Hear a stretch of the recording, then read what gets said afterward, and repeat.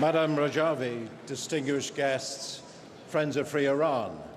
As chairman of the European Parliament's Iraq delegation, I've often said about the Iranian regime that your enemy's enemy is not necessarily your friend. I've been following the talks between the West and Iran with skepticism.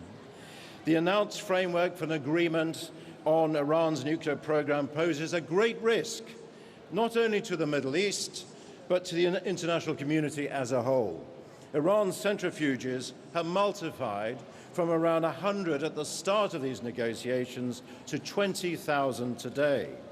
Under this framework, for 10 years, Iran will just be 1 year away from having a nuclear weapon.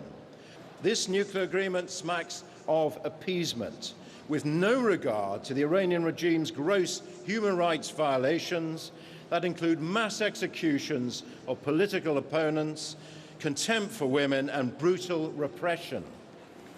President Rouhani is painted as a modernizer, but more than 1,800 people have been executed under his only 2-year rule.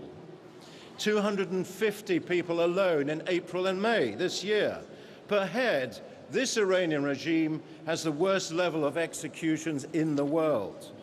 Further, with Iran has intensified its attempts to entrench its influence in neighboring countries as a sponsor of terrorism. It backs proxy forces, Shia militia groups in Iraq, in Lebanon, Gaza, and the Taliban in Afghanistan. We should keep sanctions in place because they work.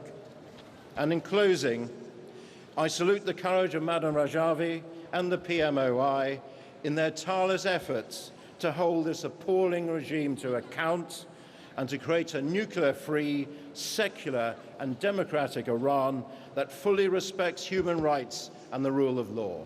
Thank you.